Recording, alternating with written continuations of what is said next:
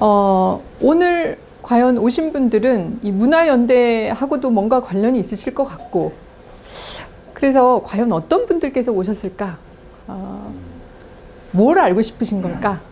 그리고 이제 오늘 이 2시간 지나고 나서 과연 내가 궁금해하던 것을 얻으셨을까? 이런 부분들이 실은 굉장히 궁금했습니다. 그래서 제가 오늘 2시간 지나고 나서 혹시 내가 생각했던 거랑 굉장히 다른데? 이렇게 생각을 하실 수도 있어요. 그러시면 2시간 지나고 나서 손을 번쩍 들어서 질문을 주시면 제가 아는 한 최대한 그 고민을 한번 풀어보고자 노력을 한번 해보도록 하겠습니다. 네. 자, 뭔가 가정을 하나 해보려고 그래요. 우리가 한글 창제 없이 만약에 21세기를 맞이했다고 치면 우리가 지금 이 자리에서 뭘 하려고 와 있을까? 한글 창제가 만약에 없었다면, 그러면 이 강좌 대목을 이렇게 잡았을 수도 있을 것 같아요. 중국의, 그리고 몽과 신조어, 그죠? 혹은 이런 건 어떻습니까? 이게 상당히 익숙한 분들도 계실 거예요, 그죠? 일본어로 이제 조사를 쓰는 거죠. 만약에 우리가 일본어를 계속 그대로 썼다면 이랬을 수도 있겠죠.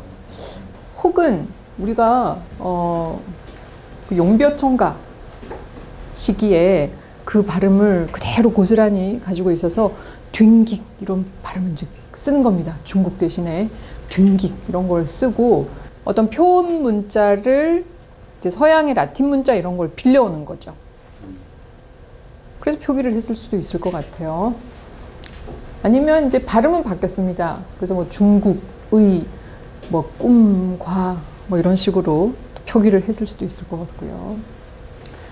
또 이것은 이제 중국어和新造语 해서 현재 중국에서 사용하는 표현인데 그걸 또 우리가 쓸 수도 있고요. 중국의 영향을 워낙 우리 한반도가 오랫동안 받아왔기 때문에,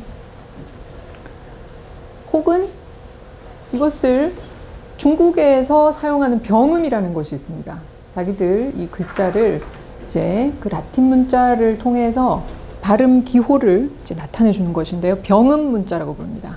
이 병음 문자 혹은 병음 자모라고 하는 이것을 통해서 표현을 할 수도 있을 것 같아요.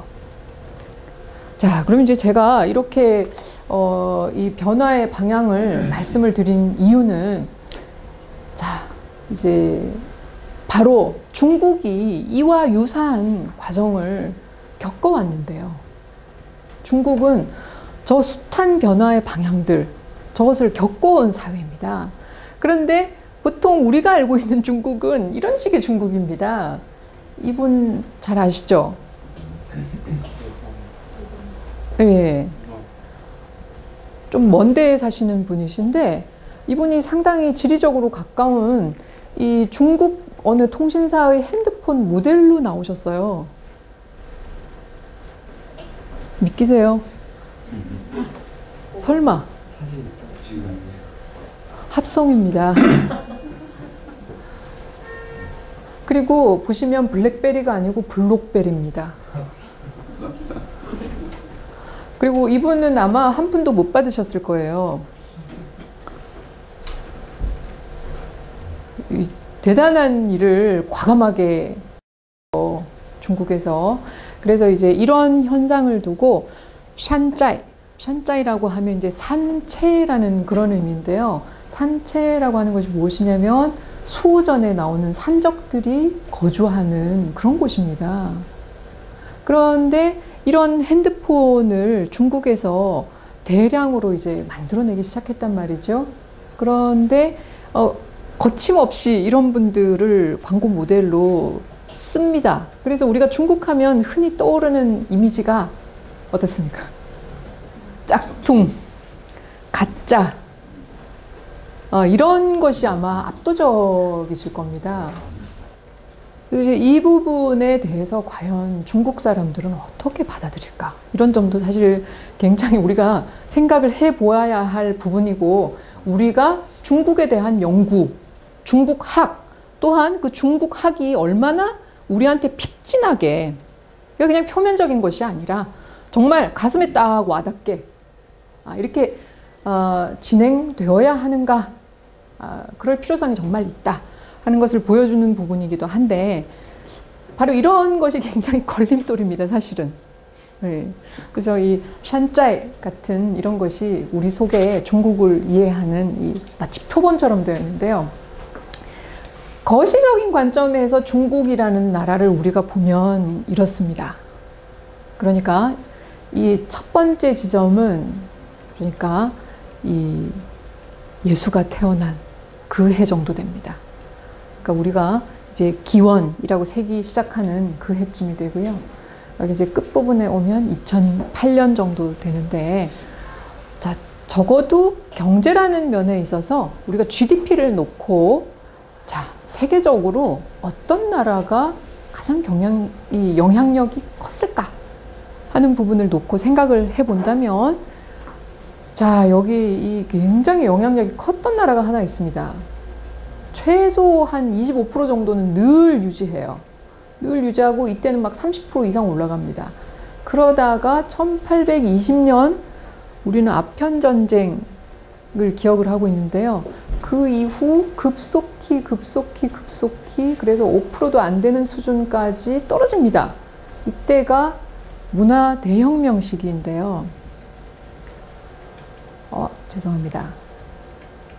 자, 그래서 이때 보시면 굉장히 이 짧은 순간 동안에 급속히 하락을 하였지만, 적어도 1820년 이전에는 항상 약 세계 경제의 25% 정도를 담당했었던 그 지역이 바로 중국이고, 2008년 정도가 되면 다시 급속하게 올라가고 있습니다. 지금은 말할 나위도 없죠.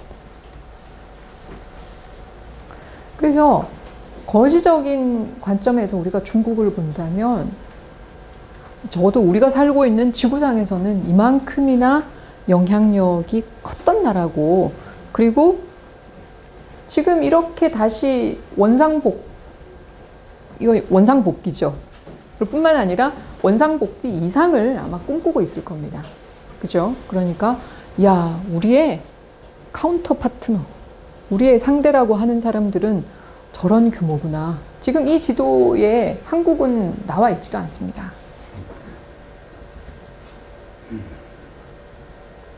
그래서 우리가 중국이라는 나라를 생각을 해보자면, 아, 그렇지, 이 정도 규모였지 하는 점을 다시 한번 생각을 해볼 수 있는데요. 자, 그럼 이제 제가 오늘 함께 이야기를 하려고 하는 부분은 바로 이 부분입니다. 중국 사람들이 꾸고 있는 꿈이 뭘지 이제 대충 짐작이 가시죠? 제가 방금 보여드렸잖아요. 그죠? 늘 잘 살던 그 집이 어느 순간에 쫄딱 망했어요. 그런데 다시 요즘 막 장사가 잘 됩니다. 이 호떡집이. 그러면 이 호떡집이 뭘 하고 싶겠어요?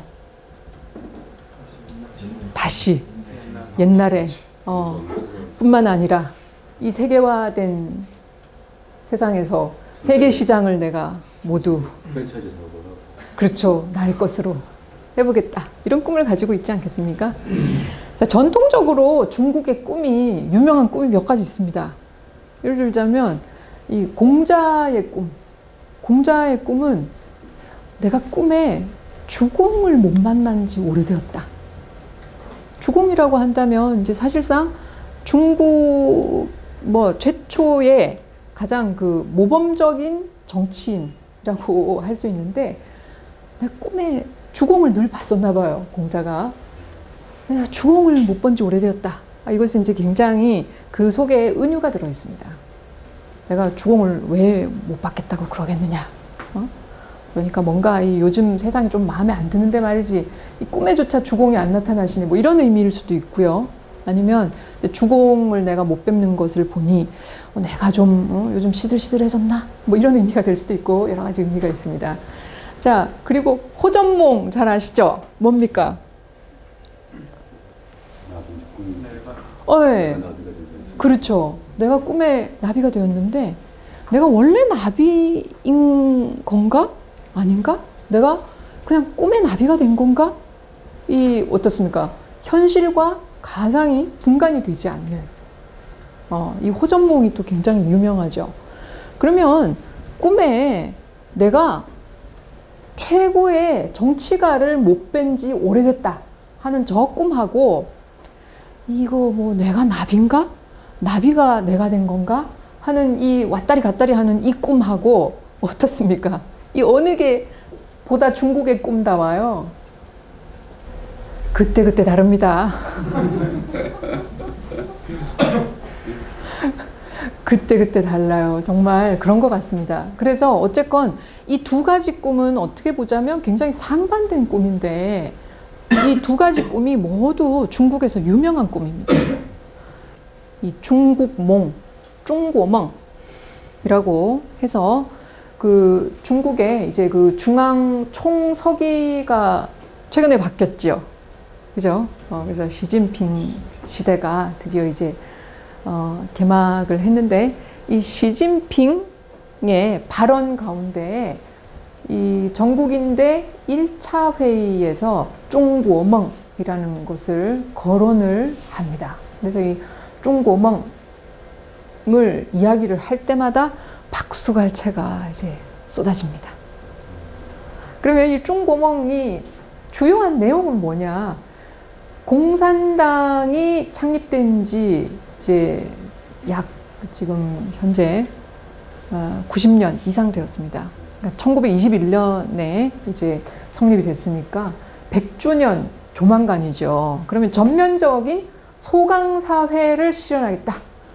자, 이 샤오캉 하는 이 부분은 어떻게 보자면 그 노자 시대에나 노자가 그 강조했던, 그러니까 막 대국을 만드는 게 아니라 그 개인이 잘 살 수 있는, 어떻게 보자면 이렇게 커뮤니티 중심의 사회라고 볼 수 있거든요.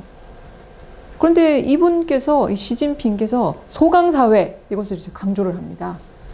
그래서 이제 나라를 위해서 막 희생하고 이런 것이 아니라 어떤 개인의 복지라든지 안전이라든지 이런 것을 굉장히 이제 중시하게 되는 이런 것이 내용이 있고, 또 하나는 이분이 맡은 일이 많습니다. 신중국 성립도 이제 조만간입니다.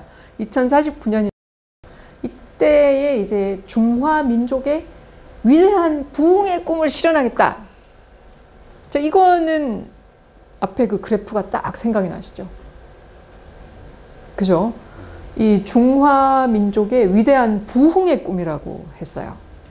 그러면 지금은 우리가 진위 개수가 아직 형편없이 낮지만 중국이 아직도 한국에 비하면 진위 개수가 형편없이 낮습니다. 그리고 1인당 뭐 소득 뭐 아직 뭐 6,000불 정도 밖에 되지 않지만, 그러나 이분은 굉장히 추진력이 있으신 분이시고 중국의 꿈을 발표를 하셨어요.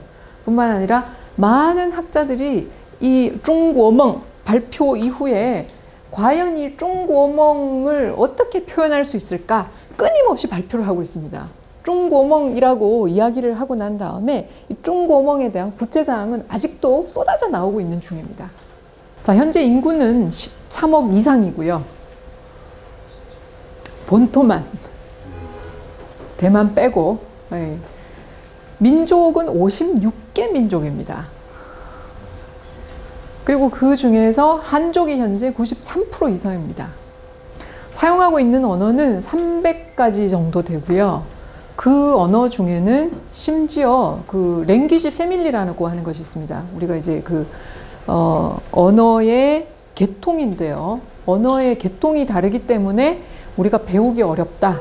뭐 이런 이야기들을 하죠. 예를 들자면 한국어와 일본어는 계통이 같기 때문에 우리가 배우기 쉽다. 이런 말들을 흔히 합니다. 그러면 이 언어 가운데에는 아예 계통이 다른 언어도 숱하게 있습니다. 예를 들자면 이란어. 이런 것도 중국인들 가운데 사용하는 인구가 있습니다. 자, 그리고 소수민족이 사용하고 있는 현재입니다. 그 문자도 30종 정도 됩니다. 또 이 300가지의 언어 가운데 하나가 이제 한유인데요. 이 한유 속에도 10대 방언이 있습니다. 크게 10가지의 방언이 있습니다. 그리고 이 10대 방언 사이에는 상호 이해도가 굉장히 낮습니다. 예를 들자면 홍콩에 가서 그 광동화밖에 할 줄 모르는 그런 사람을 만나서 제가 사용하는 이 말은 중국의 표준어인 보통화, 푸퉁화라고 부릅니다.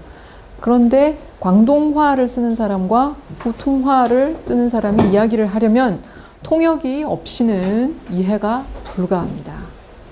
그래서 그 속에 정말 웃지도 못할 일들이 너무 많아요. 야, 도시락통 그거 다 버려! 이렇게 이야기를 하는데 그걸 푸퉁화, 표준어를 쓰는 사람들은 그 통통하는 게 이제 그 도시락 하는 것의 사투리인데 사천 사람들이 잘 쓰는 사투리인데 그걸 뭐라고 해석을 하냐면 식량을 통통, 몽땅 버려라.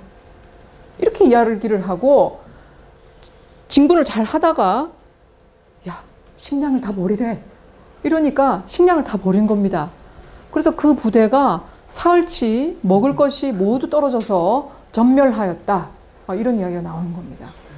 현재 차이니즈는 31개 이상의 국가에서 12억 정도가 사용을 하고 있답니다. 그리고 최근에 조사한 것에 따르자면 이 중국어 표준어를 사용하고 있는 사람은 중국 내에 몇 명이나 되느냐? 중국 내에 표준어를 사용하고 있는 사람 약 3억 정도라고 그래요. 그건 올해 통계입니다. 3억 정도가 이 보통화를 사용을 한다고 합니다. 만약에 내가 이 언어를, 이 글자를 어떻게 하지 못한다면 푸퉁화가 지금도 13억이 넘는 그 인구 가운데 3억이 쓴다는데 이거 다시 말하자면 10억은 내가 아무리 쫑구어멍 해도 지는 모릅니다. 뭐 말씀하시든지 마시든지 뭐 써서 뿌리든지 마시든지 어떻게 보자면 이런 상황이라고 볼 수 있거든요. 그렇지 않습니까? 그렇기 때문에 내가 뭔가 이 사회에서 좀 그래도 뭔가 좀 해보리라 하는 사람들에게 있어서는 굉장히 정말로 이 뜨거운 감자입니다. 그리고 중국에 있어서의 언어 개혁의 내용이라고 하는 것은 말의 개혁인 동시에 글자의 개혁입니다. 그리고 제가 아까 만약에 우리가 21세기에 한글이 없었다면 어땠을까? 아마도 보다 성향이 급진적인 사람 혹은 난 좀 옛 것이 좋아. 난 좀 보수가 좋더라. 이런 그 층차에 따라서 차이가 많이 날 거라고 제가 말씀을 드렸잖아요. 그런데 중국이 딱 그렇습니다. 그리고 보통 어떻습니까? 좀 젊은 사람들이 개혁 성향을 가시는 경우가 많죠. 언어학 입장에서 보면 확실합니다. 이 현상은 그 언어학적으로는 굉장히 분명하게 드러나는 현상인데요. 그래서 적어도 이 언어학에 있어서는 언어적인 보수화 경향이 어느 세대부터인가 확실하게 진행이 되는데요. 중국의 경우에는 역시 젊은 사람들이 소장파들이 언어 개혁을 주로 주도를 하게 되는데요. 그 개혁은 단지 언어 개혁뿐만이 아닙니다. 단지 언어 개혁뿐만 아니라 중국이 근대화를 해야 한다라는 그런 어떻게 보자면 사회 개혁. 바로 그것과 거의 등가였다 해도 사실 과언이 아닙니다. 한글하고 우리가 비교를 해보면 정말 뭐 비교가 안 될 정도입니다. 그러니 이제 이 엘리트들은 어떤 식으로 반응을 하느냐면 장병린 같은 사람도 굉장히 유명한 그 학자이고 어떻게 보면 정치가라고도 볼 수 있는데 바쁠 때는 초서 쓰라고 그럽니다. 초서. 흘렸어라.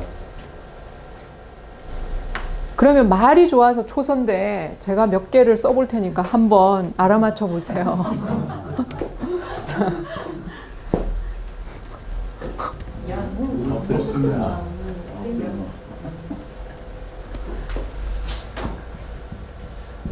역시 할 때 여기입니다. 자, 그러면 장병린이 바쁠 때는 초소 써야 된다 이러면 많은 심지어 엘리트들도 어떻게 생각을 하냐면 니나 쓰겠지 라고 생각을 합니다. 너나 쓰세요. 왜? 저거는 아는 사람만 압니다. 그리고 학식이 굉장히 높아야 됩니다. 뿐만 아니라 초서에 대한 전문적인 지식이 있어야지 되고, 아무리 자기가 다른 학식은 높다 하더라도 초서에 대해서 공부를 하지 않은 사람은 알 수가 없는 겁니다.